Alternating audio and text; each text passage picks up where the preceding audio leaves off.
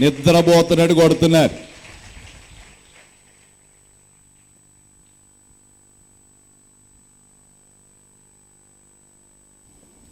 Thank you pastor గారు. ప్రభునందు నాకు అత్యంత ప్రియులారా, అత్యంత ప్రాముఖ్యమైన విలువైన సమయము ఈ దినాలలో ప్రభు మనకు అనుగ్రహించారు. ఇంకా రేపు కూడా ఘనమైనటువంటి అభిషిక్త దైవజనులు ప్రసంగించబోతున్నారు. మీరందరూ ధన్యులు. ఈ చక్కని సహవాసములో పెరిగి కొనసాగటం దేవుడు మనకందరికీ అనుగ్రహించిన ధన్యత. అపోస్తల్ పిఎం శామ్యూల్ అయ్య గారు అంతకుముందు సిలాన్ పెంటకోస్టులో ఉండేవారు. సిద్ధాంత దిద్దుబాటు కొరకు, సంస్కరణ కొరకు వారు బయటకు వచ్చారు. కట్టుకోవడానికి ఒక లుంగి, ఒక పైన జుబ్బా తప్ప మార్చుకోవడానికి ఇంకోటి లేని పరిస్థితి. దేవుడు వారిని ఆంధ్ర ప్రాంతానికి వెళ్ళమని పంపించారు. మనకు ఇంకా స్వాతంత్రం రాలేదప్పుడు.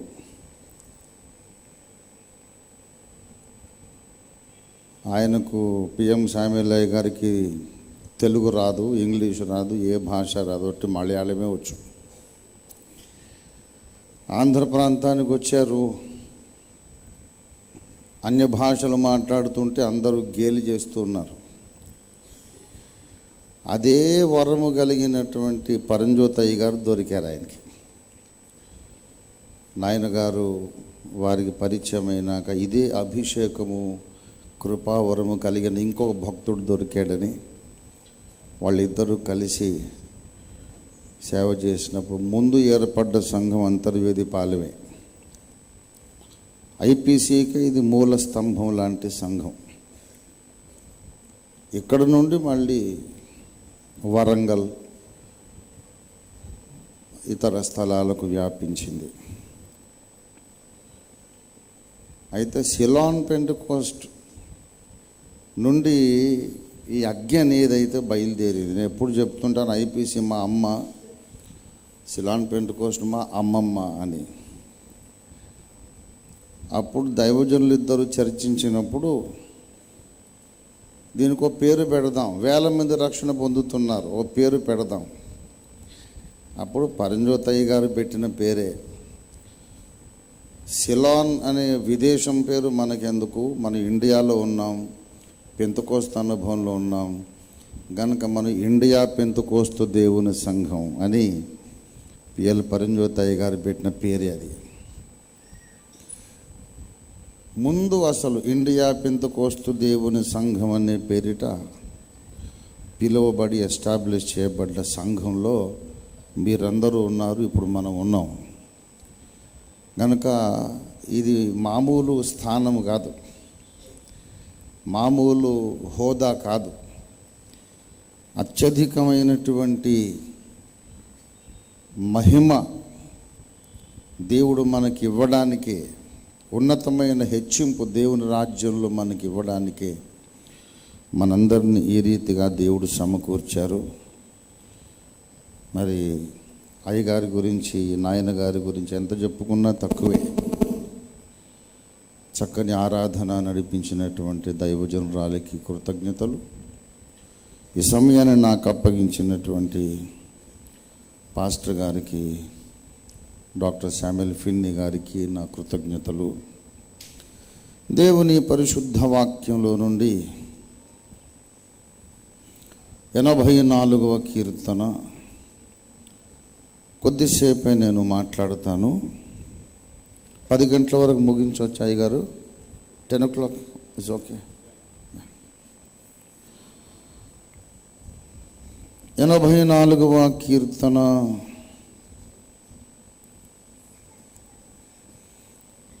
మొదటి 3 వచనాలు నేనే చదువుతున్నాను, చిత్తగించండి. సైన్యములకు అధిపతివగు యెహోవా, నీ నివాసములు ఎంత రమ్యములు, యెహోవా మందిరావరణములను చూడవలెనని నా ప్రాణము ఎంతో ఆశపడుచున్నది, అది సొమ్మసిల్లుచున్నది.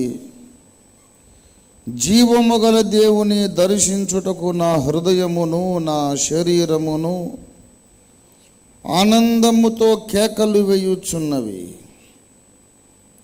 సైన్యములకు అధిపతి వగు యెహోవా, నా రాజా, నా దేవా, నీ బలిపీఠమునొద్దనే పిచ్చుకలకు నివాసము దొరికెను, పిల్లలు పెట్టుటకు వానకోవెలకు గూటి స్థలము దొరికెను. దేవుడి వాక్యమును మన వినికిడిలో ఆశీర్వదించున్నట్లు మనందరం ప్రార్థన చేసుకుందాము. ప్రియులారా, తలలు వంచి ఏకీభవించండి.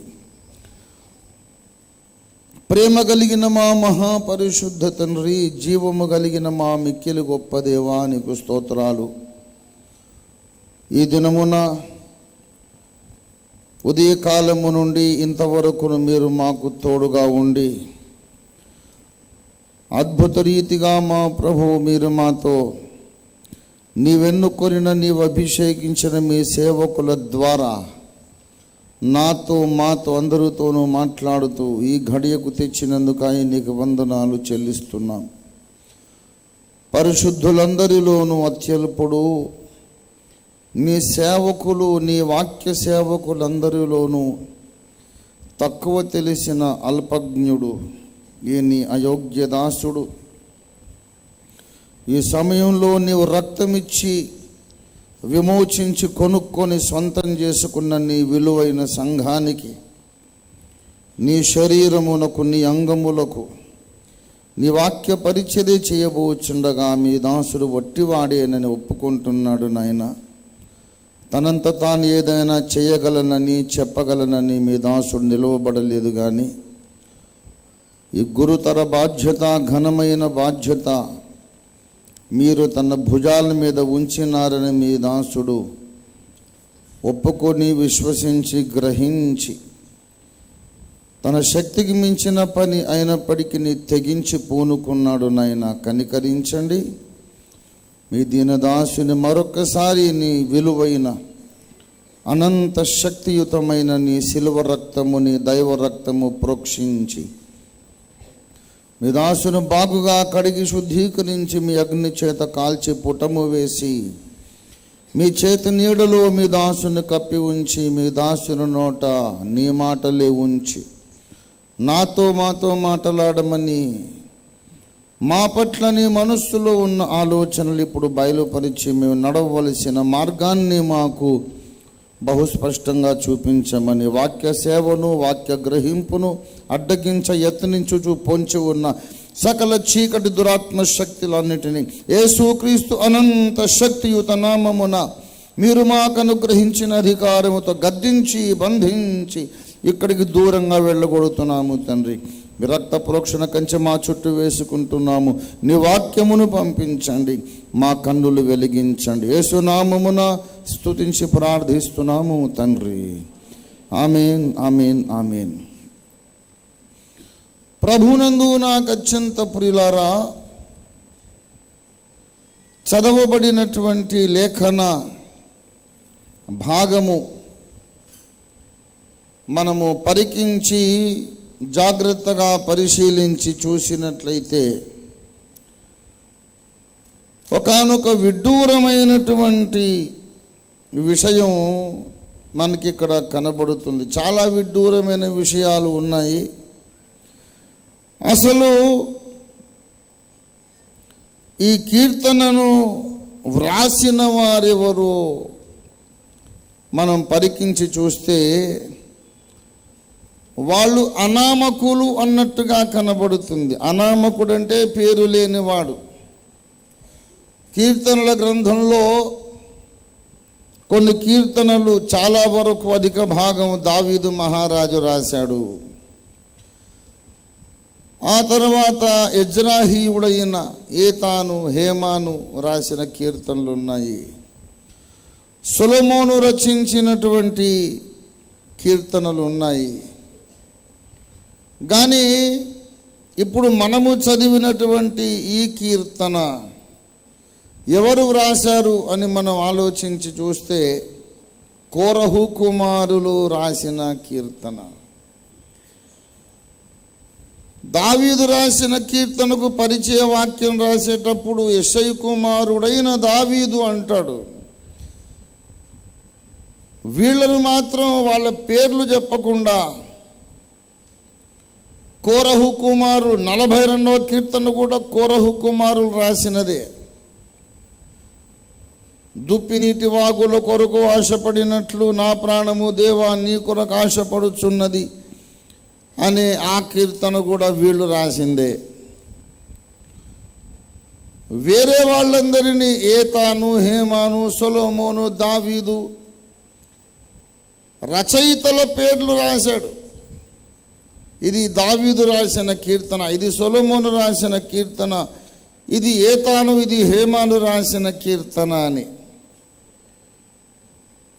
ఈ కీర్తనకు వచ్చేసరికి వాళ్ళ పేర్లు కనపడవు.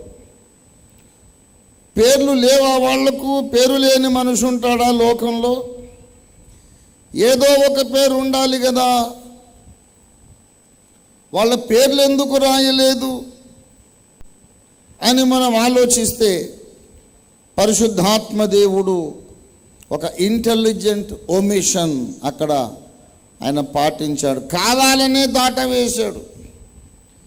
తన అనంత జ్ఞానములో పరిశుద్ధాత్మ దేవుడు లేఖనాలు వ్రాయించినప్పుడు ఏమనుకున్నాడంటే ఈ కీర్తనలు రాసిన వాళ్ళ పేరు కంటే వాళ్ళ నాన్న పేరు చెబితేనే ఎక్కువ ప్రత్యక్షత కలుగుతుంది. రాసిన వాళ్ళ పేరు కంటే ఎవరి పిల్లలు అన్నది ముఖ్యం. ఎవరి పిల్లలు రాశారు అంటే కోరహు యొక్క కుమారులు రాశారు. అసలు రాయడానికి కోరహు కుమారులు ఎలాగున్నారు, ఎలా బ్రతుకున్నారు? కోరహు కుమారులు చచ్చిపోయారు అనే లేఖనం చెబుతుంది. కోరహు కుమారులు కీర్తన రాయడానికి ఎలా బ్రతుకున్నారు? ఇది ఎలాగూ సాధ్యము? కోరహు కుమారులు దేవుని మాట ప్రకారం అసలు బ్రతికి ఉండటానికి వీలు లేని, అవకాశము లేని మనుషులు. సంఖ్యాకాండము 16వ అధ్యాయములో కోరహు, దాతాను, అభిరాములు వారి సమాజములో ప్రముఖులు, ప్రధానులు, ఘనత వహించిన వారు మోషే నాయకత్వానికి విరోధంగా తిరగబడ్డారు, తిరుగుబాటు చేశారు. మోషేను తృణీకరించారు. దేవుని సమాజము మీద మిమ్ముని మీరు ఎలా హెచ్చించుకొనుచున్నారు? యెహోవా సమాజములు అందరూ పరిశుద్ధులే కారా? మీ నాయకత్వం ఏమిటి? మాకు అక్కరలేదు అని తిరుగుబాటు చేసిన ఆ నాయకులలో ఒకడు కోరహు. కోరహు తన సమాజంలో పేరు పొందినవాడు. కోరహు చాలా ఘనత వహించినవాడు. ఆ కోరహుకు మరిద్దరు వాళ్ళు జత కట్టారు. వాళ్ళు ఎవరంటే వాళ్ళు కూడా తోడు అయినారు. వాళ్ళు కూడా ఆయనకి సహకరించారు ఈ తిరుగుబాటులో. రూబేనీయులలో ఏలియాబు కుమారులైన దాతాను, అబీరాము వీళ్ళందరూ కూడా కలిసి, ఇంకా వాళ్ళ సమాజము కలిసి తిరుగుబాటు చేశారు. ఈ కథ మీకు తెలిసిందే. చాలాసార్లు మనం దైవజనులు చెప్పగా విన్నాము, బైబిల్లో చదివాము. మోషే తన్ను తాను తగ్గించుకున్నాడు, సాగిలపడ్డాడు, తిరగబడి మాట్లాడలేదు, ధిక్కరించలేదు, రంకెలు వేయలేదు, కోపపడలేదు, ఆగ్రహము వ్యక్తం చేయలేదు. మోషే నిన్ను మేము నాయకుడిగా అంగీకరించటం లేదు అని వాళ్ళు ప్రకటించినప్పుడు మోషే సాగిలపడ్డాడట. పర్వాలేదు, అసలు దేవుని మాట ఏమిటో విచారిద్దాము రండి, దేవుని చిత్తం ఏమిటో, దేవుడు ఏర్పరచుకున్న నాయకుడు ఎవరో దేవుడిని అడుగుదాము రండి అని మోషే పిలిస్తే వీళ్ళు మేము రాము పొమ్మన్నారు. దేవుని బిడ్డలారా, దయచేసి సంఖ్యాకాండము 16వ అధ్యాయము గమనించి చూడండి. 4వ వచనం, మోషే ఆ మాట విని సాగిలపడెను. దేవుడు అభిషేకించి పంపించి, దేవుడు ప్రత్యక్షమై మాటలాడి నాయకుని స్థానములో నిలవబెట్టిన మోషే ఈ అవిధేయుల ముందు సాగిలపడ్డాడు. ఎంత సాత్వికుడో చూడండి. ఒకవేళ నాలాంటి వాడు, మనలాంటి వాడి ఎవరైనా అయితే ఏంటనుకున్నారా మీరు? శాపగ్రస్తులు అయిపోతారు, నాశనం అయిపోతారు, నా మీదనే తిరగబడతారా అని వాళ్ళ మీద ఆగ్రహం వ్యక్తం చేయొచ్చు. కానీ సాగిలపడ్డాడు. సాగిలపడి ఏమన్నాడు అంటే, రండి దేవుణ్ణి అడుగుదాం. 8వ వచనం, మోషే కోరహుతో ఇట్లా, నేను లేవి కుమారులారా వినుడి, రండి దేవుని సన్నిధిలో విచారణ చేద్దాం. 13వ వచనంలో, అయితే వారు మేము రాము అనేశారు. మేము రాము, అనవసరంగా ఐగుప్తులో నుండి అరణ్యంలోకి తీసుకొచ్చావు మమ్మల్ని. పాలు తేనెలు ప్రవహించే దేశం అన్నావు, ఇక్కడంతా ఎడారి, అడవి, భోజనం లేదు, నీళ్లు కూడా లేవు. ఇంతగా మమ్మల్ని దారి తప్పించి ఈ దిక్కులేని చావడానికి మమ్మల్ని అడవిలోకి నడిపించింది కాక మళ్ళీ నీ బోడి పెత్తనాలు ఒకట మేము రాము అన్నారు. ఏమిటి నువ్వు మాట్లాడేది మాతో? మేము రానక్కర్లేదు, నీ నాయకత్వమే మాకు అక్కర్లేదు అనేశారు. అప్పుడు మోషే అన్నాడు, దేవుని సన్నిధికి రావడానికి కూడా మీకు ఇష్టం లేదు గనుక, దేవుని సన్నిధిలో విచారణ చేయడానికి, దేవుని మనస్సు ఏమిటో అడగడానికి కూడా మీకు ఇష్టం లేదు గనుక ఒక వింత సంభవిస్తుంది. 29వ వచనం, మనుషులందరికీ వచ్చు మరణము వంటి మరణము వీరు పొందిన ఎడల సమస్త మనుష్యులకు కలుగునిదే వీరికి కలిగిన ఎడల యెహోవా నన్ను పంపలేదు. అయితే యెహోవా గొప్ప వింత పుట్టించుట వలన వారు ప్రాణములతో పాతాళములో కూలున్నట్లు భూమి తన నోరు తెరిచి వారి కలిగిన సమస్తమును మృంగివేసిన ఎడల వారి యెహోవాను అలక్ష్యము చేసిరని మీకు తెలియను అనెను. మోషే ఈ మాట చెప్పి చాలించగానే వారి క్రింద నేల నెరవిడిచెను. భూమి తన నోరు తెరిచి వారిని, వారి కుటుంబములను, కోరహు సంబంధులందరినీ, కుటుంబం అంటే భార్య పిల్లలే కదా కుటుంబం, భార్య పిల్లలే కాదు, సంబంధం అంటే బీరకాయ పీచు సంబంధం ఉన్న వాళ్ళందరినీ కూడా భూమి మింగేసింది. కోరహు, దాతాను, అబీరాము వాళ్ళ కుటుంబాలు భూమి మింగేసింది. వాళ్లకు సంబంధం ఉన్న వాళ్ళందరినీ మృంగేసింది. వాళ్లకు సంబంధం ఉన్న వాళ్ళందరినీ మృంగివేసింది భూమి. అంటే వాళ్ళ పిల్లలు కూడా పాతాళంలో పడిపోయి ఉండాలి. అసలు వాళ్లకు వంశమే లేకుండా పోయింది. ఇది 16వ అధ్యాయంలో చెప్పినటువంటి విషయం. మళ్ళీ కీర్తనల గ్రంథంలో కోరహు కుమారులు ప్రత్యక్షమవుతున్నారు. వాళ్ళ పిల్లలు చచ్చిపోలేదా? చనిపోయారని సంఖ్యాకాండము 16వ అధ్యాయంలో లేఖనమే చెప్పింది కదా. చచ్చిపోయిన వాళ్ళు ఎలాగ కీర్తనలు రాశారు అంటే వాళ్ళు చావలేదు అన్నమాట. సంఖ్యాకాండము 26వ అధ్యాయంలో 11వ వచనంలో లేఖనమే మళ్ళీ ఈ మాట చెబుతుంది, అయితే కోరహు కుమారులు చావలేదు. సంఖ్యాకాండము 16వ అధ్యాయము 32 ప్రకారం కోరహు సంబంధులందరినీ భూమి మృంగివేశను. కోరహు సంబంధులందరినీ దేవుడు ప్రాణాలతోనే పాతాళంలోనికి పంపించేశాడు అని 16వ అధ్యాయం చెబుతున్నది. అదే సంఖ్యాకాండం, మోషే వ్రాసినదే, ఆ పంచకాండాలలోనిదే ఈ అధ్యాయం కూడా. 26వ అధ్యాయంలోకి వెళ్ళి మోషే రాస్తాడు, అయితే బైబిల్ అంతట్లో ఉన్నటువంటి గొప్ప మాటల్లో ఒకటి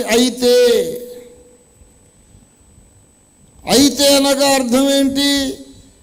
కోరహు కుమారులు చావవలసి ఉండెను, అయితే వారు చావలేదు. వారు మరణమునకు పాత్రులై ఉండిరి, అయినను వారు చావలేదు. సంఖ్యాకాండం 26:10 చూడండి. భూమి తన నోరు తెరచి వారిని కోరహును మృంగివేసినందున వారు దృష్టాంతములైరి, అయితే కోరహు కుమారులు చావలేదు. కోరహు కుమారులు చచ్చిరి.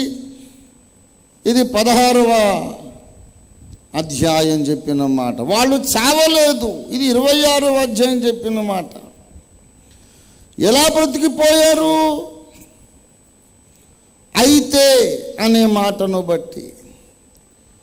ఈ అయితే అనే కాన్సెప్ట్, చావవలసి ఉండిరి కానీ చావలేదు అనే భావన, ఈ సూత్రము, ఈ పద్ధతి ఆదికాండంలోనే ప్రారంభమైంది. ఆదాము హవ్వల దగ్గరే ప్రారంభమైంది. అసలు ఆదాము హవ్వలు చావవలసి ఉండిరి, కానీ వారు చావలేదు. దేవుడు ఏమన్నాడు? మీరు ఆ పండు తిను దినమున నిశ్చయముగా చచ్చెదరు. Without any doubt, without a least bit of doubt, తప్పకుండా చచ్చిపోతారు అన్నాడు. కానీ వాళ్ళు చావలేదు. ఆ పండు తిన్న తరువాతనే మానవ జాతిని కన్నారు. ఆ తర్వాతే వాళ్లకు గర్భఫలం దేవుడిచ్చాడు. రావడం దేవుడు ఒక ఖడ్గం తీసుకొచ్చి వాళ్ళ మెడకాయ మీద తలకాయ లేకుండా నరికేయాలి. అసలు కత్తి కూడా తెచ్చుకున్నాడు ఆయన. ఆ కత్తి వీళ్ళ మీద పడాల్సింది ఓ పొట్టేలు మీద పడింది. దాని చర్మముతోనే వాళ్లకు చొక్కాయిలు చేయించాడు దేవుడు. ఆదాము హవ్వలు చావవలసి ఉండిరి కానీ వారు చావలేదు. అసలు బ్రతుకకూడనటువంటి మనుషులు బ్రతికిపోయారు. దేవుడు తాను చెప్పిన మాట చెప్పినట్లు తప్పకుండా నిలబెట్టుకుంటాడు, నెరవేర్చుకుంటాడు అనేది సగము వాస్తవం మాత్రమే. మేలు చేస్తానన్నప్పుడు తప్పకుండా మాట నిలబెట్టుకుంటాడు. కీడు చేస్తానన్నప్పుడు అవకాశం ఉన్నంత వరకు ఆ కీడు నీ మీద పడకుండా దాటిపోవడానికి ఆయన ప్రయత్నం చేస్తాడు.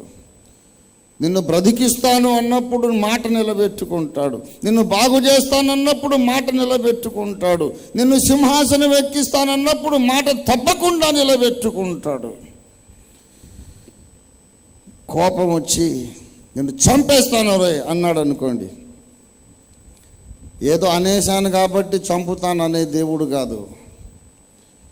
సరే అన్నాను కానీ బ్రతుకు, పోరా ఎల్లు, బ్రతికిపో అంటాడు ఆయన. దేవునికి ఈగో ప్రాబ్లం లేదు. పొరపాటున ఒక మాట అన్నా సరే దాన్ని నేనైతే నిలబెట్టుకుంటాను అని ఒకసారి ప్రగల్భాలు లేక బీరాలు లేక గొప్పలు నేను చెప్పుకుంటున్నా. ఒకసారి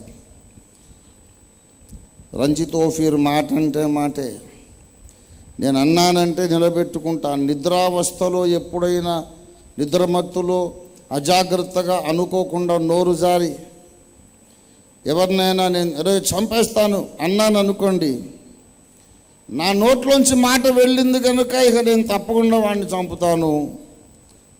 అందుచేత నేను ఆ మాట అనను. అది నేను ఆ రోజు చెప్పినటువంటి మాట. ఒకవేళ నా నోట ఆ మాట పలికితే జరిగి తీరాలి కాబట్టి పొరపాటును కూడా ఎవరిని నేను చంపుతాను అనను, మాట వరుసకు కూడా అనను. అన్నానంటే జరగాలి కాబట్టి. అంతగా నేను మాటకు కట్టుబడ్డ వ్యక్తి. నిద్రావస్థలో కూడా నోరు జారను. నోరు జారితే మంచో చెడ్డో చేసి పారేస్తానంతే, నా మాట నిలబెట్టుకుంటాను అని నా శిష్యులకు నేను గొప్పలు చెప్పుకుంటున్నాను. సడన్గా యేసయ్య స్వరం విన్నాను. నేను మాత్రం నీలాంటి వాడిని కాదురా అన్నాడు ఆయన. పొరపాటునైనా ఒక కీడు చేస్తాను అంటే చేసి తీరుతావు నువ్వు. నేను మాత్రం కీడు చేస్తానన్నప్పుడు అది తప్పించడానికే ప్రయత్నం చేస్తాను. ప్రియులారా, దేవుడు అన్నాడు అసలు మీరు బ్రతకడానికే వీలు లేదని, కానీ బ్రతకండి పొమ్మన్నాడు ఆయన. ఆ మరణం వేరొకరి మీదికి రప్పించి తానే నరావతారమెత్తి తన మీదికి ఆ మరణం రప్పించుకొని ఆదాము హవ్వలను బ్రతకండి పొమ్మనేశాడు. ప్రియులారా, కోరహు కుమారులు కూడా అంతే. వీళ్ళు అసలు బ్రతకడానికి అవకాశం లేని మనుషులు. చచ్చిపోవాలి, ప్రాణాలతోనే పాతాళానికి వెళ్ళాలి, కానీ బ్రతికిపోయారు. ఇంతకు ఎలా బ్రతికిపోయారు మరి? దేవుని మాట అబద్ధం అయిపోయినట్ట అని ఆలోచిస్తే వాళ్ళనే ఇంటర్వ్యూ చేద్దాం. ఏం బాబు, కోరహు కుమారులారా, ఎలా బ్రతికారు మీరు? బ్రతకడానికి అవకాశం లేదు కదా, దేవుడు మిమ్మల్ని మరణానికి అప్పగించేశాడు కదా, దేవుని ప్రవక్త అయిన మోషే చెప్పాడు కదా, నీ సంబంధులందరూ, మీ నాన్నగారి సంబంధులందరూ దేవుడు గొప్ప వింత పుట్టించుట వలన ప్రాణములతోనే పాతాళంలో కూలిపోతారని చెప్పాడు కదా, ఎలా బ్రతికారు మీరు? దానికి వాళ్ళ సమాధానం, మా కథే మేము 84వ కీర్తనలో రాసుకున్నాం బాబు. 84వ కీర్తన మా జీవిత చరిత్ర. చదవండి 3వ వచనం. నీ బలిపీఠమునొద్దనే పిచ్చుకలకు నివాసము దొరికెను.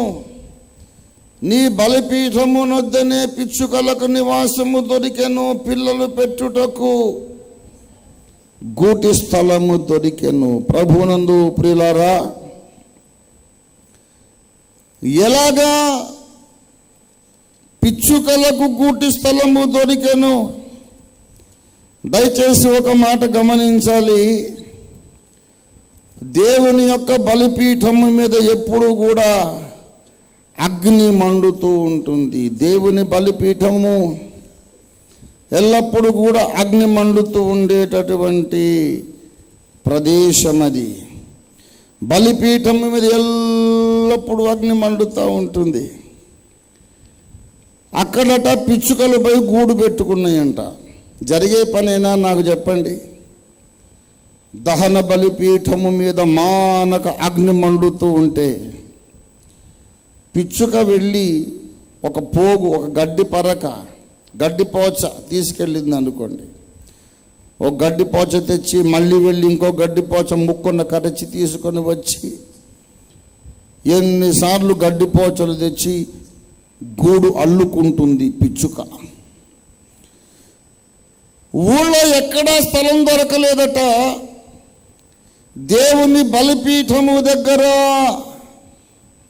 దేవుని బలిపీఠం దగ్గర గూడు పెట్టుకోవడానికి పిచ్చుకలకు గూటి స్థలము దొరికెను. వానకోవేల అన్నాడు. అంటే చక్కగా పాటలు పాడే పక్షి. ఇప్పుడు మేము పాటలు పాడుతున్నాం కదా, కీర్తనలు రాసి దేవునికి స్తుతి ఆరాధన గీతాలు పాడుతున్నాం. వానకోవేల అంటే నేనే. పిల్లలు పెట్టుటకు వానకోవేలకు పిల్లలు పెట్టిందట. వానకోవేలంటే పక్షి. పక్షులు గుడ్లు పెట్టి పొదుగుతాయా, డైరెక్ట్గా పిల్లల్ని ఈనుతాయా చెప్పండి? మేక పిల్లలను ఈనుతుంది, కుక్క కానీ సింహము కానీ పులి కానీ తోడేలు కానీ జంతువులు ఏవైనా పిల్లలను ఈనుతాయి. ఆవు చూలు కడుతుంది, లేగ దూడలు కోడి దూడలను ఈనుతుంది. పిల్లలను డైరెక్ట్గా పెట్టేస్తాయి జంతు సంతతి అయితే. పక్షులు పిల్లలు పెట్టవు. పక్షులు గుడ్లు పెడతాయి, పొదుగుతాయి. వానకోవెల పక్షి కనుక అది గుడ్లు పెట్టాలి. కానీ ఇక్కడ కోరహు కుమారులు అంటున్నారు, మా ఎరుకలో ఒక పక్షి ఉందండి, అది పిల్లలే పెట్టేసింది. గుడ్లు పెట్టలేదు, వానకోవెలకు పిల్లలు పెట్టడానికి స్థలం దొరికింది. ఎక్కడ అంటే బలిపీఠం దగ్గర. బలిపీఠం దగ్గర ఈ వానకోవెలు వెళ్ళి పిల్లలు పెట్టడం అంటే అసలు ప్రకృతికి విరుద్ధమైన విషయం. పక్షి పిల్లలు పెట్టదు, గుడ్లు పెడుతుంది. ఒకవేళ ఏదైనా అద్భుతం జరిగి అక్కడికి వెళ్ళి ఒక పక్షి గుడ్లో పిల్లలో పెట్టడానికి యత్నిస్తే ఆ వేడికి దహన బలి పశువు యొక్క మాంసము ఎముకలు మొత్తం బూడిదైపోయేటంత వేడి ఉంటుంది అక్కడ. ఈ పక్షి ఏమో ఫ్రై అయిపోతుంది, ఆ గుడ్లు ఏమో ఆమ్లెట్ అయిపోతాయి. ఇక మళ్ళీ అక్కడ పక్షి ఉండదు, దాని పిల్లలు ఉండవు. ఆ వేడిమికి ఏ పక్షి కూడా అసలు దగ్గరికే రాదు. ఇది బలిపీఠం అనుకోండి, ఒక 2-3 గజాల దూరానికి కూడా రావు పక్షులు. అంత దూరానికి వచ్చి వేడికి భయపడి పారిపోతాయి. కానీ ఇక్కడ విచిత్రమైన పక్షులు కనబడుతున్నాయి. భగభగమండే అగ్ని జ్వాలల దగ్గరికి వచ్చినాయి, దహన బలిపీఠం దగ్గరకు వచ్చినాయి. అక్కడ గూడు పెట్టుకొని పిల్లల్ని పెట్టినాయి అంట. ఇది ఉపమానాత్మకంగా, సాదృశ్య రూపకంగా, అలంకార రూపకంగా చెప్పబడినటువంటి కోరహు కుమారుల స్వీయ చరిత్ర, వారి యొక్క ఆటోబయోగ్రఫీ అన్నమాట, వారి ఆత్మకథ. ఈ పిల్లలు మామూలు పిల్లలు కారు. ఈ వానకోవెల మామూలు పక్షి కాదు. ఈ పిచ్చుకలు మామూలు పిచ్చుకలు కావు. వీళ్ళు మానవ పక్షులు, మానవులైనటువంటి వానకోవెలలు వీరు.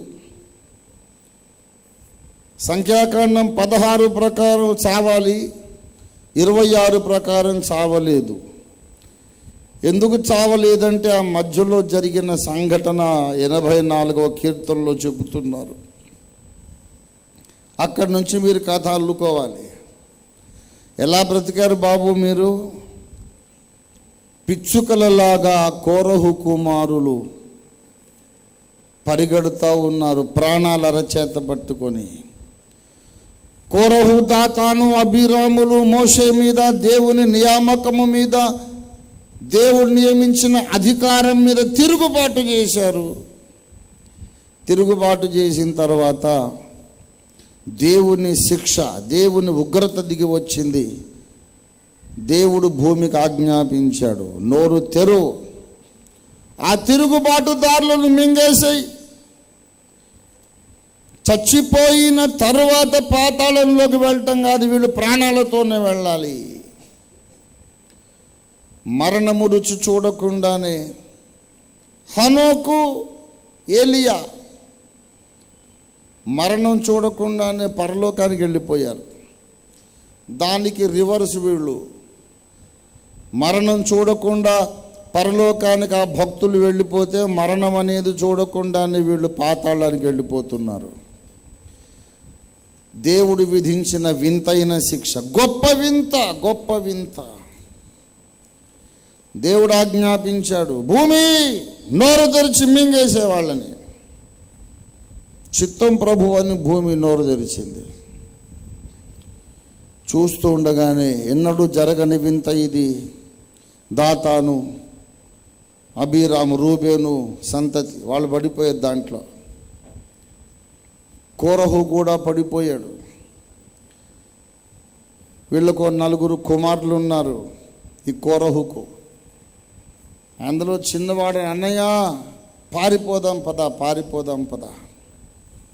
పదరా తమ్ముడు పారిపోదాం, నాన్న చేసిన తప్పుకు మనం అన్యాయంగా పాతాళం పాలైపోతున్నాము, ప్రాణాలు కాపాడుకుందాం, పరిగెత్తుమని. అన్నదమ్ములు అడవిలో పరుగు లంకించుకున్నారు, పరిగెట్టడం మొదలుపెట్టారు. కానీ ఎక్కడికి పరిగెడతారు? ఎంత దూరం పరిగెట్టినా భూమి నోరు తెరుస్తూనే ఉంది. పరిగెడుతున్నారు, ఆ భూమికి ఉన్న పగులు వాళ్ళ వెనక తరుముకు వస్తూ ఉంది. ఇలాగా పరిగెత్తి అలసిపోయారు. భూమి నోరు తెరుస్తోంది వీళ్ళని మింగడానికి. సర్వశక్తుని ఆజ్ఞ, సృష్టికర్త యొక్క ఆజ్ఞ. ఏం చేద్దాం, ఎలాగా బ్రతకాలని ఉంది. నాన్న చేసిన తప్పుకు మనం చచ్చిపోవడం ఏంటి? ఎలాగైనా బ్రతకగలిగితే బాగుండు, శిక్షను తప్పించుకుంటే బాగుండు, బ్రతకాలని ఆశ. ఏం చేద్దాం? ఎంత దూరం పరిగెత్తినా భూమి నోరు తెరుస్తూనే ఉంది. ఆ భూమి యొక్క పగులు తరుముకొస్తోంది వీళ్ళని. ఏం చేద్దాం? చెట్టు మీదకి ఎక్కుదామా? ఆ చెట్టు కూడా భూమి మీదే ఉంది, చెట్టును కూడా మింగేస్తుంది భూమి. కొన్ని గుట్ట మీదకి ఎక్కుదామా?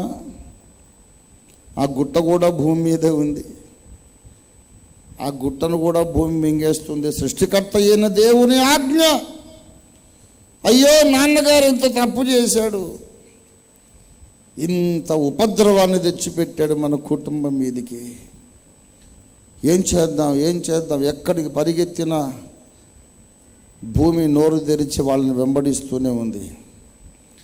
అందులో చిన్నవాడికి ఐడియా వచ్చింది. చిన్నవాడికి ఐడియా వస్తుంది. పౌలు అన్నాడు, అందరికంటే కడపట నేను అకాలం మందు పుట్టాను అని.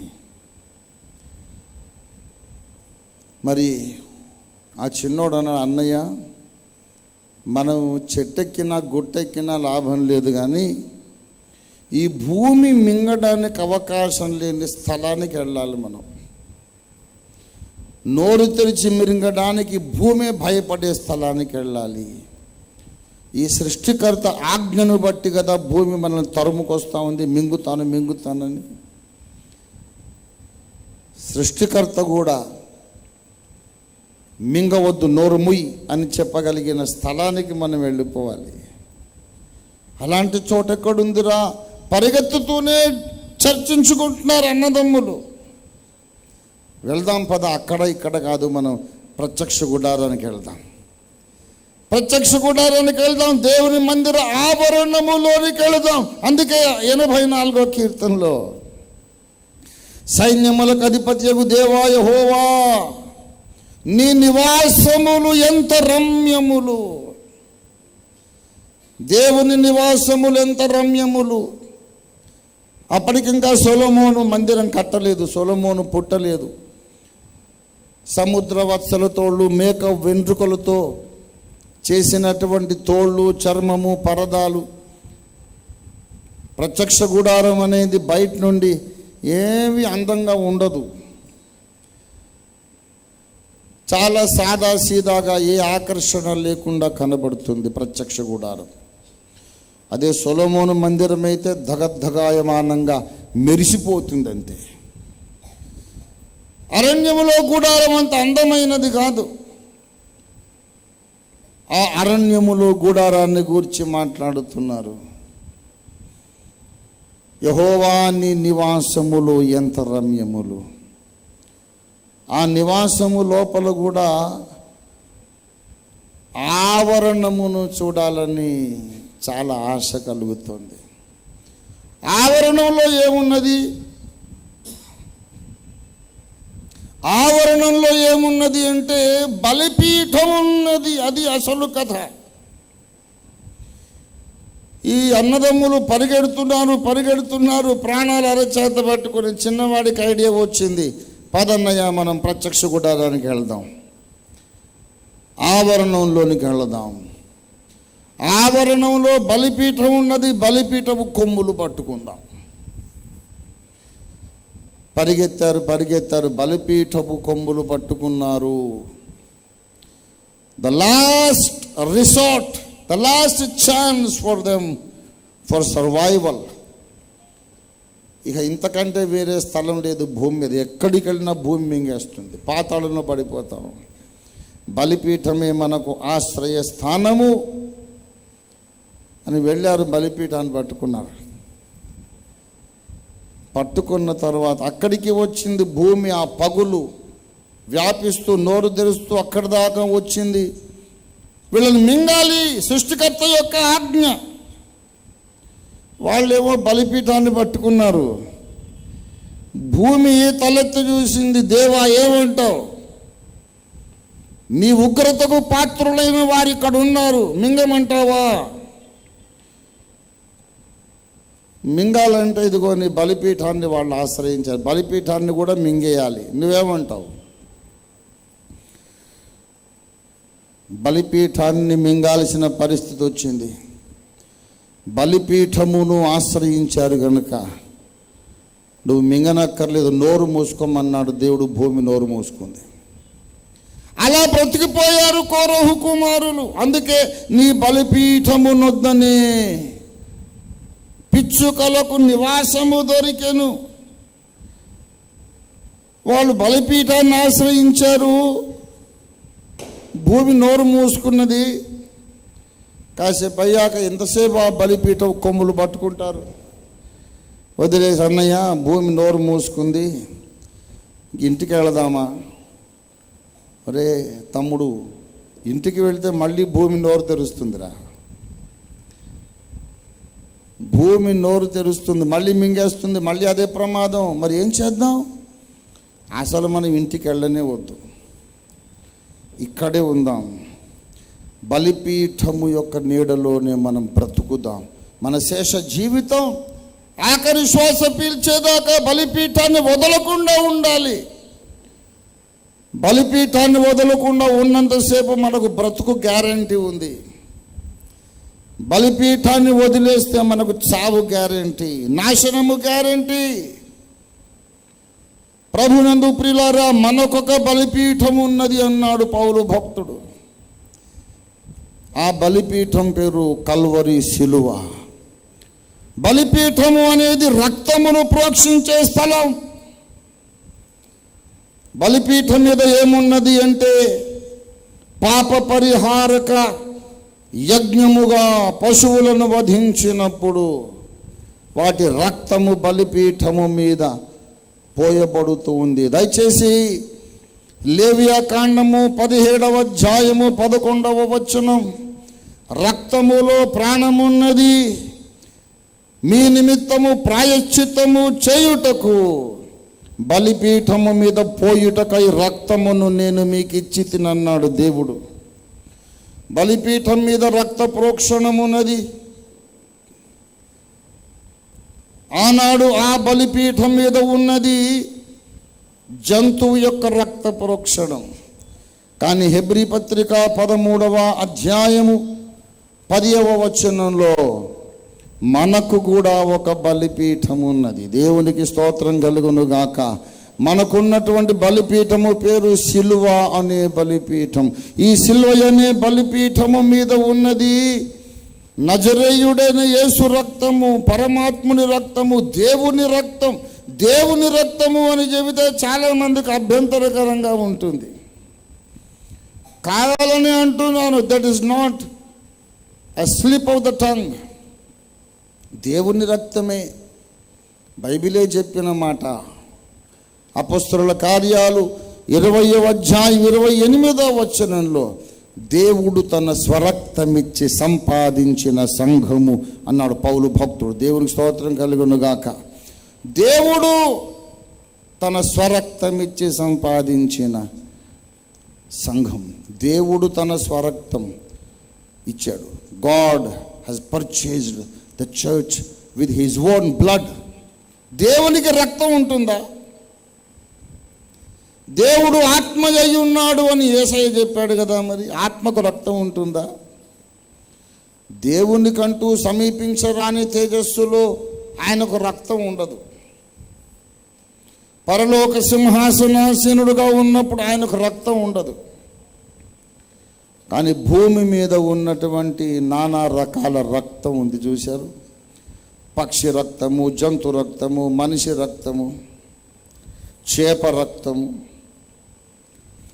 ఇన్ని రకాల రక్తాలలో దేవునికి ఒక రక్తం ఉంది, ఇది నా సొంతది అని చెప్పుకోవడానికి. అదే యేసు రక్తం. దేవునికి స్తోత్రం కలుగును గాక. యేసునాథుడు సిలువలో కార్చినటువంటి ఆ రక్తం దేవుని సొంత రక్తం, గాడ్స్ ఓన్ బ్లడ్. యేసు రక్తనాళాలలో ప్రవహించింది ఆదాము రక్తము కాదు. ఆదాము రక్తము, హవ్వ రక్తము యేసులోనికి రాలేదు. యోసేపు రక్తము లేదు, మరియమ్మ రక్తం కూడా లేదు.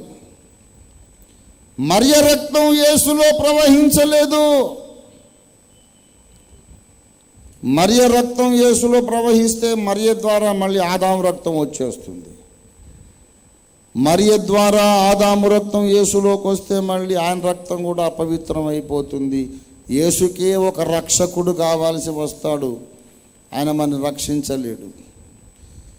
ఏ దారి నుండి కూడా యేసు లోపలికి ఆదాము రక్తం రాలేదు. ఇండిపెండెంట్గా అది ఫ్రెష్ డివైన్ బ్లడ్.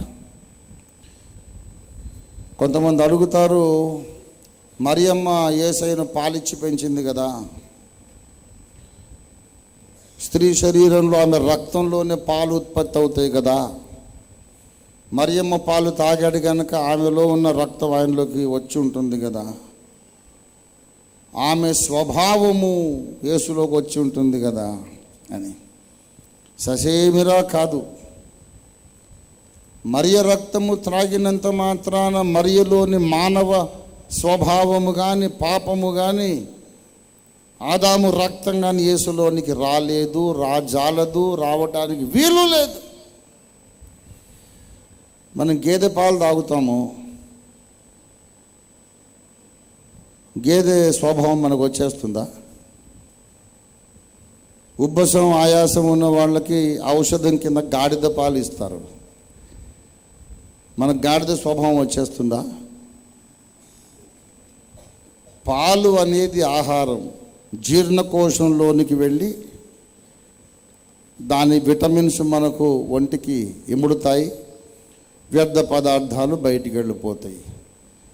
కానీ మన జీన్స్, జన్యువులు, డిఎన్ఏ అంటారు, స్వభావమును, వ్యక్తిత్వము నిర్ణయించే డిఎన్ఏ లోపలికి ఆహారము వెళ్ళదు. పిండము నిర్మాణమైనప్పుడు ఏ కణము, ఏ అండము పనిచేసిందో అందులోనే డిఎన్ఏ ఉత్పత్తి అవుతుంది తప్ప త్రాగే పాల నుండి డిఎన్ఏ ఉత్పత్తి కాదు, ప్రభావితం కాదు, మాడిఫై కూడా కాదు. మేకపాలు తాగుతాము, మేక గుణం వచ్చేస్తుందా మనకు? రాదు కదా. మరియమ్మ పాలు త్రాగాడు, ఆయన జీర్ణకోశంలో వరకే అది పరిమితం. కానీ ఆయనలో ప్రవహించినటువంటి రక్తం పాపము లేని పరిశుద్ధ రక్తం. దేవునికి స్తోత్రం కలుగును గాక. విశ్వ పాపములను మోసే యాగా పశువిదే, యాగా పశువిదే, యాగా పశువిదే. విశ్వ పాపములను మోసే యాగా పశువిదే, యాగా పశువిదే, యాగా పశువిదే. మోసే చీల్చి వధయై పారే యేసు రక్తము, కోసి చీల్చి వధయై పారే యేసు రక్తము, యేసు రక్తము, యేసు రక్తము, యేసు రక్తము, యేసు రక్తము, యేసు రక్తము, యేసు రక్తము, యేసు రక్తము, యేసు రక్తము. పొర్లి పొర్లి పారుతుంది అరుణ నది, కల్వారిలో యేసు స్వామి రుధిరనది. చిన్న చిన్న దైవ గొర్రె పిల్లాడు ధిరము, పిల్లాడు ధిరము, గొర్రె పిల్ల రుధిరము, చిన్నే చిన్నే దైవ గొర్రె పిల్ల రుధిరము, పిల్ల రుధిరము, గొర్రె పిల్ల రుధిరము, రమ్ము రమ్ము ఉచితము ముక్తి మోక్షము, రమ్ము రమ్ము ఉచితము ముక్తి మోక్షము, మోక్షము ముక్తి మోక్షము, ముక్తి మోక్షము, ముక్తి మోక్షము, ముక్తి మోక్షము, ముక్తి మోక్షము, ముక్తి మోక్షము, ముక్తి మోక్షము, ముక్తి. పొర్లి పొర్లి పారుతుంది ఆరోనా కల్వారిలో యేసు స్వామి రక్తము చిందింపకుండా పాపము పోదు, పాపము పోదు, పాపము పోదు, రక్తము చిందింపకుండా పాపము పోదు, పాపము పోదు, పాపము పోదు. ఆ ముక్తి దాత రక్తమందే జీవము గలదు, ఆ ముక్తి దాత రక్తమందే జీవము గలదు, కలదు జీవము, కలదు జీవము, కలదు జీవము, కలదు జీవము, కలదు జీవము, కలదు జీవము, కలదు జీవము, కలదు జీవము. పొర్లి పొర్లి పారుతుంది ఆరోనా నది, కల్వారిలో యేసు స్వామి పొర్లి పొర్లి పారుతుంది ఆరోనా నది, కల్వారిలో యేసు స్వామి. రక్తమే మనకు ఆశ్రయం, రక్తమును మీకిచ్చి తిని బలిపీఠము మీద పోయడానికి. ఆ రక్తాన్ని పోశారు, లక్షలాది జంతువుల రక్తాన్ని ప్రోక్షించారు. కానీ పాత నిబంధన కాలం అంతటిలో ఇశ్రాయేలీయులు లక్షలాది జంతువుల రక్తాన్ని చిందించారు. దేవునికి ఆ రక్తం నచ్చలేదట. ప్రపంచ దేశాల నాగరికతలన్నిటిలోనూ మెసొపొటేమియా నాగరికత, చైనా దేశపు నాగరికత, ఈజిప్టు నాగరికత, ఆర్య నాగరికత, ద్రవిడ నాగరికత, ఇన్ ఆల్ సివిలైజేషన్స్ బలిపీఠాలు ఉన్నాయి, జంతు రక్త ప్రోక్షణం ఉన్నది. కానీ దేవునికి ఆ బలి నచ్చలేదట. హెబ్రీ పత్రిక 10వ అధ్యాయము, హెబ్రీ పత్రిక 10వ అధ్యాయము 5వ వచనం, బలియు అర్పణమును నీవు కోరలేదు కానీ. ఈ మాటలు ఎవరు అంటున్నారంటే యేసునాథుడు అంటూ ఉన్నాడు. ఎప్పుడు అంటూ ఉన్నాడంటే పుట్టిన తర్వాత కాదు, పుట్టక ముందు అంటున్నాడు ఆయన. ఈ లోకానికి రాకముందంటూ ఉన్నాడు. ఈ లోకమందు ప్రవేశించున్నప్పుడు, మరియ గర్భంలోకి రాకముందు కొద్ది క్షణాలకు ముందు పరలోక దర్బారులో యేసునాథుడు అంటున్న మాట, తండ్రి రక్తము చిందించకుండా పాప క్షమాపణ కలుగదని నువ్వు చెప్పావు. నీ మాటకు లోబడి మానవులు కోట్లాది పశువులను, జంతువులను బలిచ్చారు. కానీ ఆ బలి అర్పణము నీకు నచ్చలేదు తండ్రి. వాటికి ప్రత్యామ్నాయముగా, వాటికి బదులుగా మానవులు అర్పించే నిష్ప్రయోజనమైన కోట్లాది జంతువుల రక్త ప్రోక్షణానికి మారుగా, వాటికి బదులుగా నీకు నచ్చే బలి ఒకదాన్ని నువ్వు సిద్ధం చేశావు. మరియమ్మ గర్భంలో నా కోసం ఒక శరీరము సిద్ధపరిచావు. బలి అర్పణము నీవు కోరలేదు కానీ నాకొక శరీరమునమర్చితివి మరియమ్మ గర్భంలో, ఇదిగో నీ చిత్తము నెరవేర్చుటకు వచ్చానని రివ్వుమని ఆకాశ మహాకాశాలు దాటి ఆ దేవకుమారుడు ఆత్మరూపుడు మరియమ్మ గర్భంలో ప్రవేశించాడు. మరియమ్మ గర్భంలో యేసునాథునికి శరీరం ఎందుకు దేవుడు సిద్ధపరిచాడంటే, దహన బలులు పూర్ణాంగ హోమములు ఆయనకు నచ్చలేదు. దానికి బదులు నాకు నచ్చే బలి, పనికొచ్చే బలి, పాపములను పరిహరించగలిగే బలి ఒకటి కావాలి. తన సొంత కుమారుని కోసం, ఆత్మరూపుడైన ఆది సంభూతిని కోసం కన్యమరియ గర్భంలో శరీరం సిద్ధపరిచాడు. వెళ్ళు కుమారుడా, ఆ శరీరం దాల్చు. ఆది యందుండిన వాక్యము శరీరధారి ఆయను. శరీరాన్ని ఈ కోటు తొడుక్కున్నట్టు తొడుక్కున్నాడు. ఎందుకు తొడుక్కున్నాడంటే సిలువలో బలిగా ఆ శరీరాన్ని అర్పించటానికి.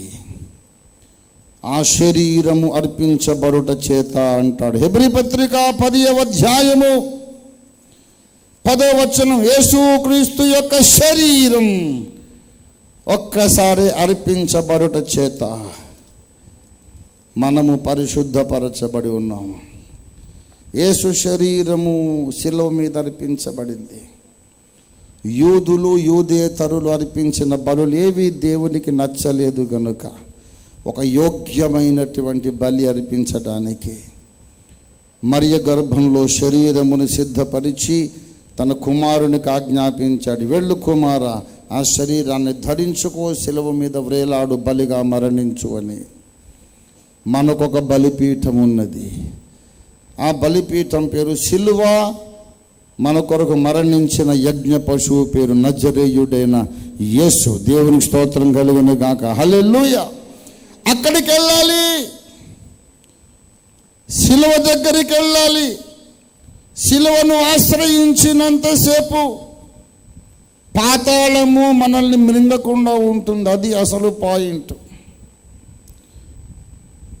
ఈ రాత్రి ఎవరైనా ఇక్కడ ఉన్నవారు కానీ దూరము నుండి వింటున్నవారు కానీ నేను పాతాళానికి వెళ్ళకూడదు అని ఆశిస్తూ ఉన్నట్లయితే, నరకాగ్ని గుండానికి వెళ్ళకూడదని ఆశిస్తున్నట్లయితే ఒకటే మార్గం, సిలువ దగ్గరికి రావాలి.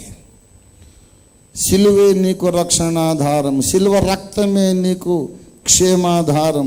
సిలువ దగ్గరికి రావాలి. సిలువ దగ్గరికి వచ్చి సిలువను ఆశ్రయిస్తే భూమి నోరు మూసుకుంటుంది. సిలువను వదిలేసి దూరం వెళ్తే మళ్ళీ నోరు తెరుస్తుంది. సిలువ దగ్గరికి వచ్చి రక్షణ పొందడమే కాదు, మిగిలిన బ్రతుకంతా సిలువ నీడలోనే బ్రతకాలి. దేవునికి స్తోత్రం కలుగును గాక. హల్లెలూయా, హల్లెలూయా. పబ్బం గడిచిన తర్వాత, డేంజర్ అనేది తప్పిపోయిన తర్వాత, రక్షణ వచ్చేసింది కదా అని సిలువను వదిలిపెట్టొద్దు, చాలా ప్రమాదం. సిలువ నీడలోనే బ్రతకాలి, యేసు రక్తపు నీడలోనే బ్రతకాలి. అక్కడే గూడు కట్టుకోవాలి. పిల్లల్ని కంటే అక్కడే కనాలి. పిల్లలు పెట్టుటకు వానకోవెలకు బలిపీఠమునొద్ద గూటి స్థలము దొరికెను. ఆ బలిపీఠం దగ్గర ఎన్ని కోట్ల వాన కోవెలలు, ఎన్ని కోట్ల మంది ఆదాము పిల్లలు, ఎన్ని కోట్ల మంది కోరహు కుమారులు, ఎన్ని కోట్ల మంది మరణ పాత్రులు, ఎన్ని కోట్ల మంది శాపగ్రస్తులు, చావవలసిన వారు బ్రతికిపోతున్నారు. ఒక్క సిలువ నీడలో ఎన్ని కోట్ల మంది విమోచన పొందారు. అందుకే నీ మందిర ఆవరణములను చూచుట, నీ మందిర ఆవరణాలు చూడాలి. ఆవరణంలో బలిపీఠం ఉంది, సిలువ బలిపీఠం ఉంది. ఆవరణంలో గొర్రెపిల్ల రక్త ప్రోక్షణం ఉంది. ఆ ఆవరణములో రక్తము చేత విమోచింపబడిన కోట్లాది భక్తులు ఉన్నారు. అది చూడాలని ఆశగా ఉందంటున్నారు కోరహు కుమారులు. దేవునికి స్తోత్రం కలుగును గాక. హల్లెలూయా, హల్లెలూయా. కోరహు సంబంధులందరిని మృంగివేయమని దేవుడు ఆజ్ఞాపించిన తర్వాత బలిపీఠమును ఆశ్రయించి బ్రతికిపోయిన వారు రాసిన కీర్తన 84వ కీర్తన ఇది మన కథ, నీ కథ, నా కథ, మనందరి కథ ఇది. ఇవాళ మనం బ్రతికి ఉన్నామంటే దానికి సిలువే కారణం. దేవుని పిల్లలుగా ఉన్నామంటే సిలువే కారణం. నిజమైన దేవుని ఆరాధించగలుగుతున్నామంటే దానికి సిలువే కారణం. క్రీస్తు సిలువను గూర్చి నేను అతిశయిస్తానన్నాడు. సిలువను గూర్చి తప్ప దేని గూర్చి కూడా అతిశయించుట నాకు దూరమగునుగాక అన్నాడు.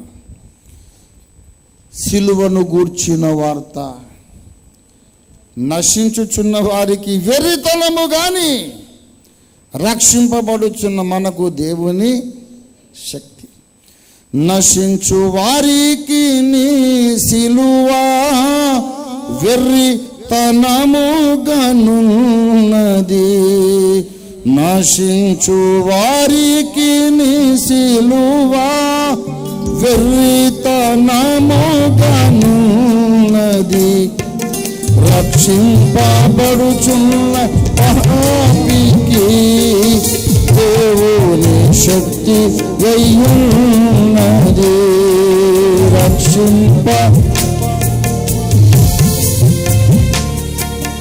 దేవుని శక్తి వెయ్యున్నది. నీ రక్తమే నన్ను శుద్ధీకరించు. నీ రక్తమే నా బలము. నీ రక్తమే నా బలము.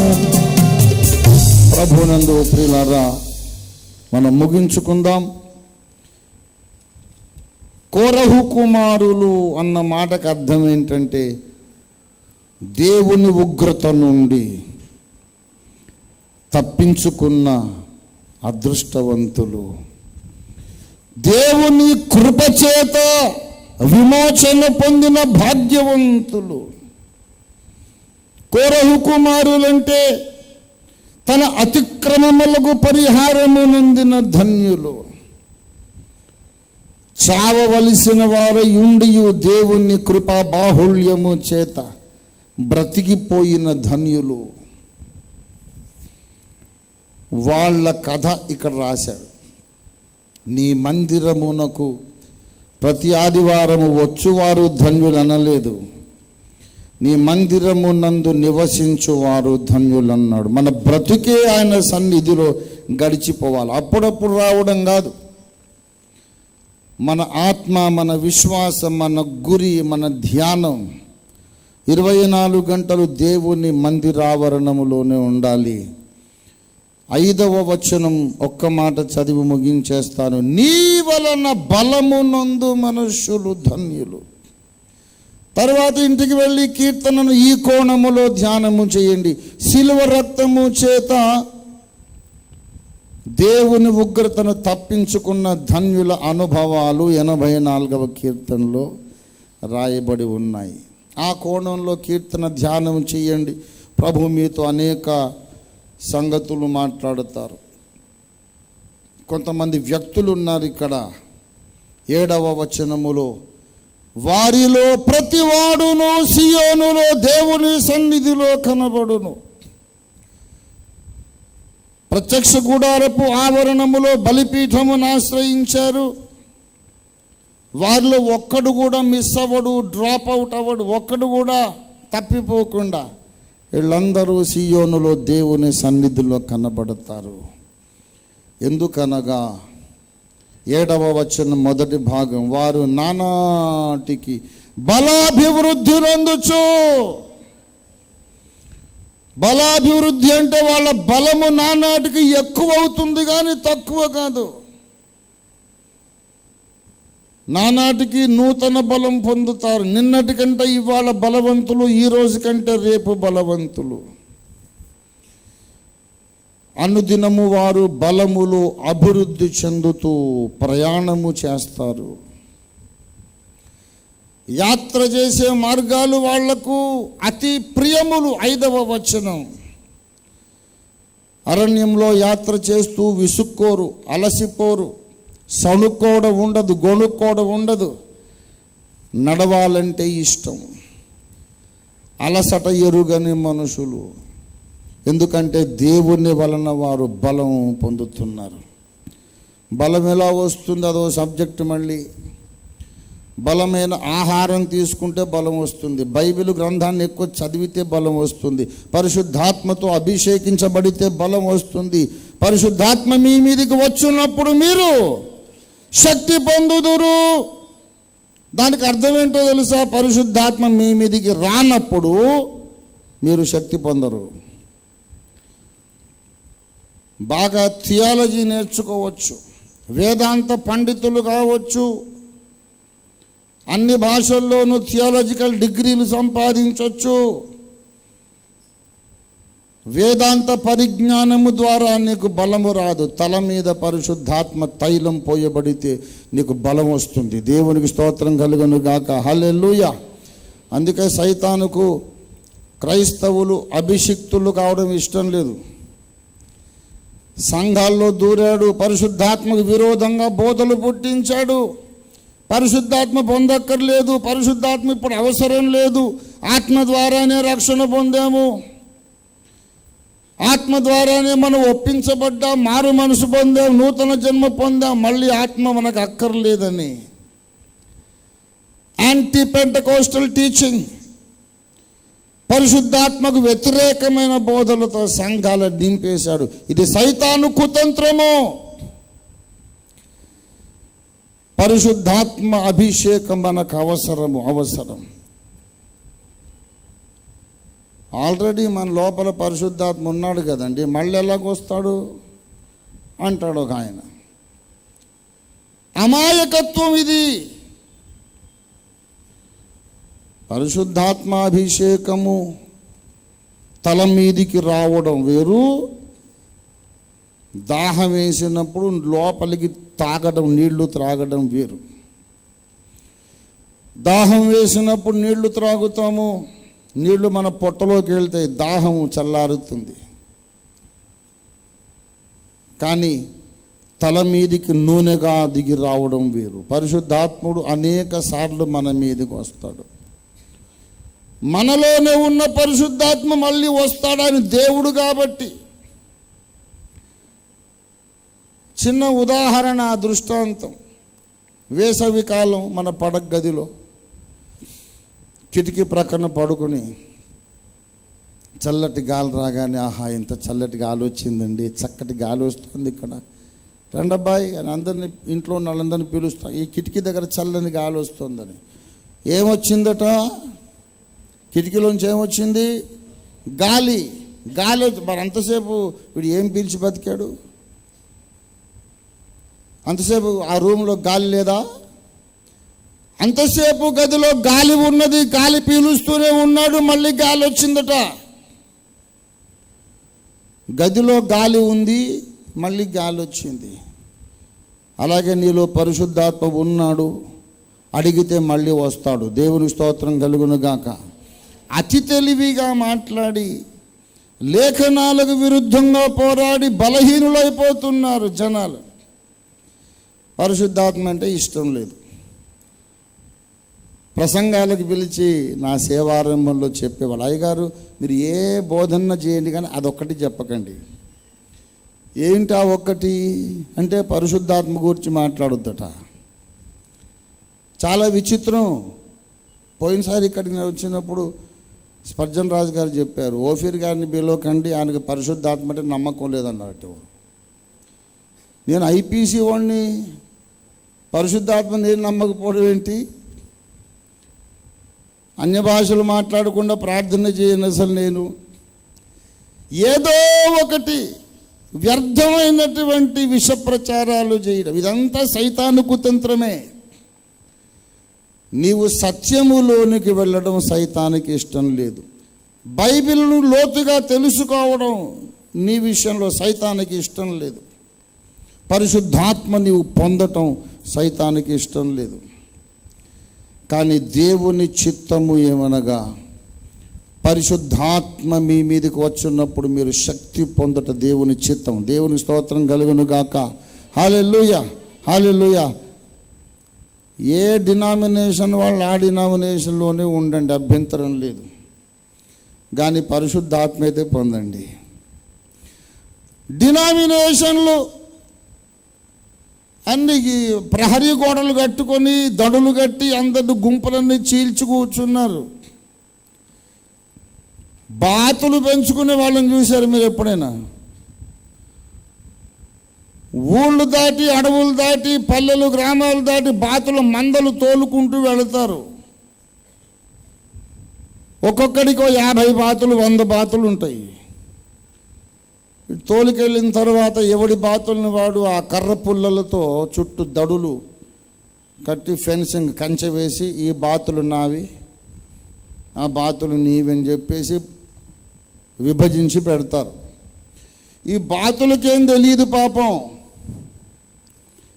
ఆ కర్ర పుల్లల సందుల్లో గుండా ఈ బాతులు ఆ బాతులు చూసుకొని బెక్కబెక్క అనుకుంటుంటాయి.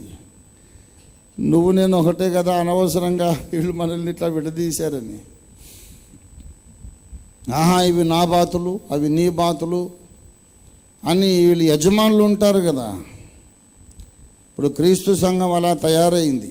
అందరం బాతులమే, కానీ ఇది బ్యాప్టిస్ట్ బాతులు, పెంతకోస్తు బాతులు, హెబ్రోను బాతులు, బ్రదరన్ బాతులు, లూథరన్ బాతులు, ఆ బాతులు ఈ బాతులు, అందరూ బాతులే బాబు. కలుసుకోవడానికి అవకాశం లేదు. అమ్మా మీరు వేరు మేము వేరు. ఎంతసేపు విభజిస్తారండి? ఒక కాలం వస్తుంది, వర్షాకాలం వచ్చేసింది అనుకోండి, వర్షం బాగా కురిస్తే కుంభవర్షం, ఈ బాతులు ఉన్నటువంటి అనేక డినామినేషన్ల ఈ మందర ఈ ప్రదేశం అంతా చెరువైపోతుంది. చెరువైన తర్వాత ఈ పుల్లలు మునిగిపోతాయి, బాతులన్నీ నీళ్ల మీద తేలుతాయి, మొత్తం ఏకమంద అయిపోతుంది. పరిశుద్ధాత్మ కడవరి వర్షం కురిసినప్పుడు అన్ని సంఘాల బాతులు యేసయ్య బాతులు అయిపోతాయి. దేవునికి స్తోత్రం కలుగును గాక. హల్లెలూయా, హల్లెలూయా. ప్రభునందు ప్రియులారా, అతి త్వరలోనే పరిశుద్ధాత్మ కడవరి వర్షాన్ని దేవుడు పంపించబోతున్నాడు. కడవరి వర్షం వచ్చినప్పుడు బాప్టిస్టు, లూథరను, బ్రదరను ఏ సంఘం వాళ్ళు ఆ సంఘంలోనే అన్య భాషలు మాట్లాడతారు తప్పకుండా. దేవునికి స్తోత్రం కలుగును గాక. హల్లెలూయా, హల్లెలూయా.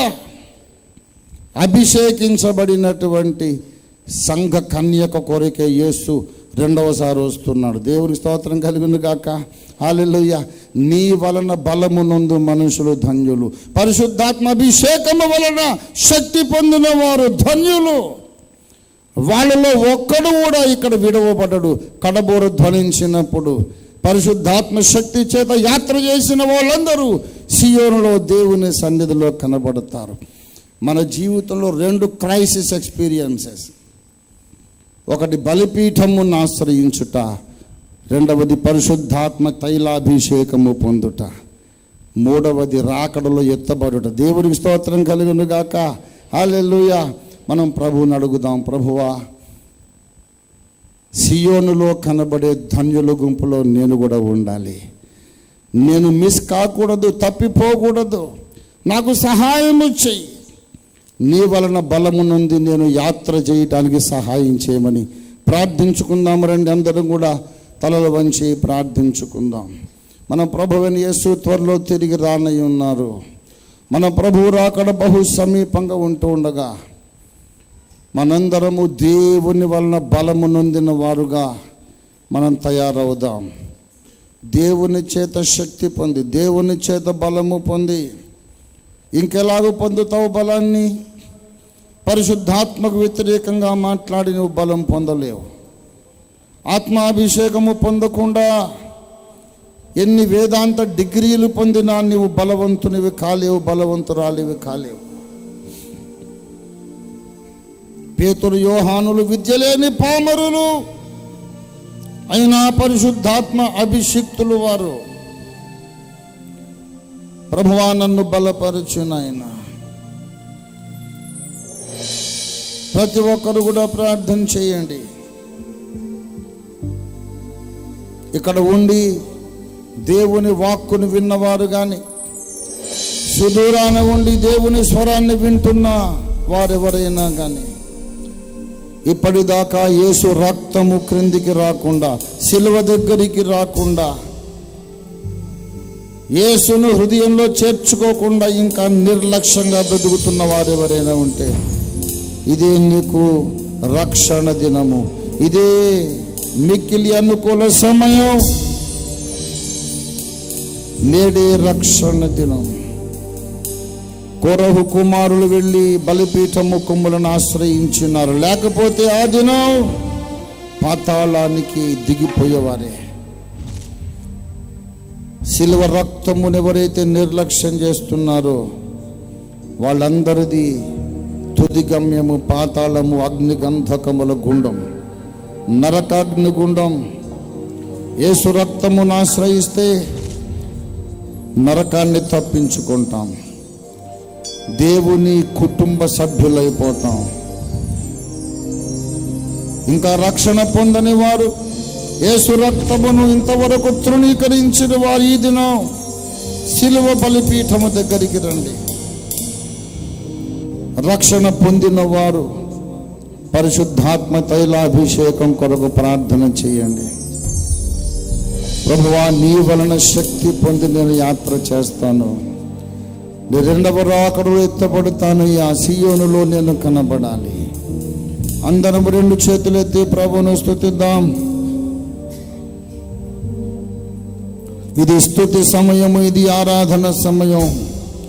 ప్రభువా, నీ రెండవ రాకడ కొరకు నన్ను సిద్ధపరచు. అనేక మందిని సిద్ధపరిచే సాధనంగా నన్ను వాడుకోనైనా.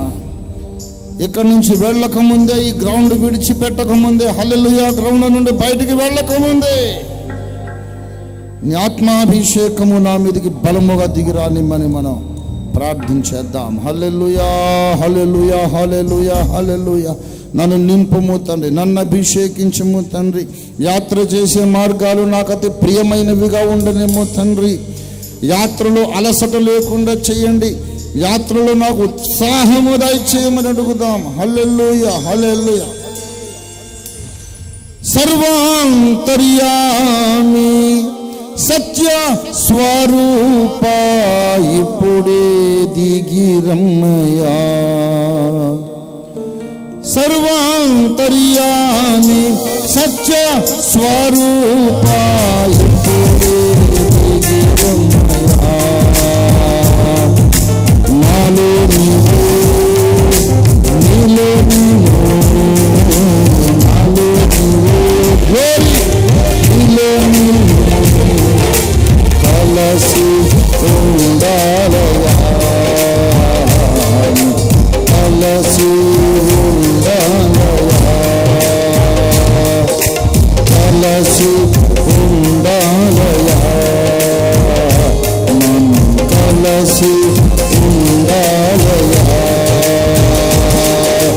పరిశుద్ధ ఆత్మగా యేసు పంపిన వాడవు నీవేగా.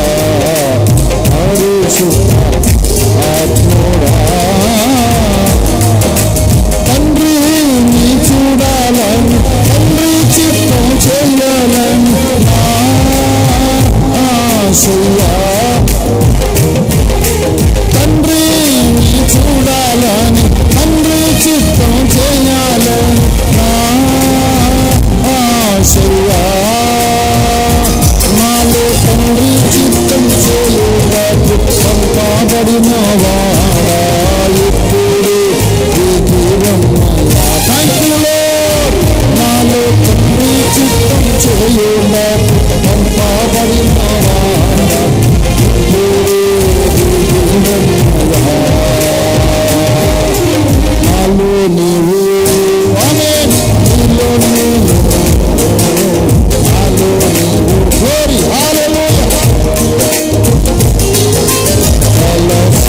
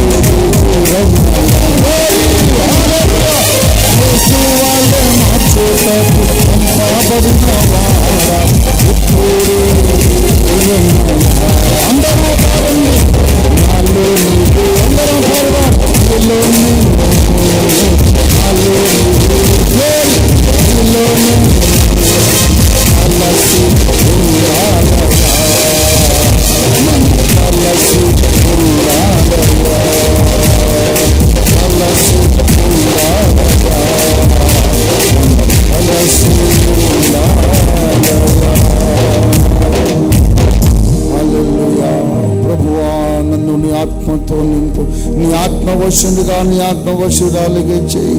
నన్ను ఒక అగ్ని జ్వాలగా చేయనైనా, ఆరిపోయిన దీపములాగా ఉండవద్దు నైనా, మండుచు ప్రకాశించే దీపముగా నా శేష జీవితం జీవించనే నాయనా. అయ్యా, నీ సిలువను విడిచిపెట్టలేను నాయనా, పరిశుద్ధాత్మాభిషేకము నిర్లక్ష్యం చేయలేను ప్రభువా. నీ సిలువ రక్తం కావాలి, పరిశుద్ధాత్మ తైలము కావాలి. ఈ రెండు లేకుండా నేను రాకలో ఎత్తబడలేను నాయన. మాలో ప్రతి వాడు సీఎంలో కనబడినట్లు సహాయం చేయమని అడుగుదాం. ప్రేమ కలిగిన మా పరిశుద్ధ తండ్రి, త్వరగా వచ్చుచున్న రాజులకు రాజు, ప్రభువులకు ప్రభుగా వచ్చుచున్న మా రక్షకుడా, మా విమోచకుడా, నీకు వందనాలు. నీ రాకడకు నన్ను మమ్మును ఆయత్తపరచండి. బలిపీఠం అవసరము, శిలువ రక్తం మాకు కావాలి, నీ పరిశుద్ధాత్మ తైలము కావాలి. లేకపోతే మేము నీ రాకడలో ఎత్తబడలేమని మీరు మాతో తేటగా, బాహాటముగా, ప్రస్ఫుటంగా మాట్లాడినందుకు నీకు స్తోత్రం తండ్రి. ఈ వాక్యము నాలో మాలో ఫలింప చేయండి. ఇంకనూ ముందున్న కూటాల్లో మీ దాసుల ద్వారా మీరు ఇంకనూ మాతో మాట్లాడండి. నీ వాక్యముని ఇంకనూ పంపించండి. మా తండ్రి గారు పరంజ్యోతి నాయన గారు జీవించుండిన కాలములో, సంఘము ప్రారంభించిన కాలములో ఎటువంటి ఉజ్జీవాగ్నిని మేము చూసామో అటువంటి ఉజ్జీవాన్ని మరొక్కసారి మేము చూచుటకు సహాయము చేయండి. ఇక్కడ నుండి భారతదేశం అంతటి ఉజ్జీవ జ్వాలలు వ్యాపించునుగాక తండ్రి. మునుపు జరిగిందే మళ్ళీ జరుగునుగాక ప్రభువా, నీకు వందనాలు. భారతదేశంలోను ప్రపంచంలోనే ప్రతి డినామినేషన్, స్థానిక సంఘములన్నింటినీ పరిశుద్ధాత్మ అగ్నితో కాల్చండి, పరిశుద్ధాత్మ తైలంతో అభిషేకించండి. 9 వరములు ప్రతి స్థానిక సంఘంలో మండించమని ప్రార్థన చేస్తున్నాం. డినామినేషన్ విభేదాలు మరచి సత్యమందు క్రైస్తవులందరూ ఏకమయ్యే సుదినాన్ని మా కళ్ళ ముందు చూపించండి. యేసు పరిశుద్ధ నామంలో స్తుతించి ప్రార్థిస్తున్నాం తండ్రి. ఆమేన్. Thank you. God bless you.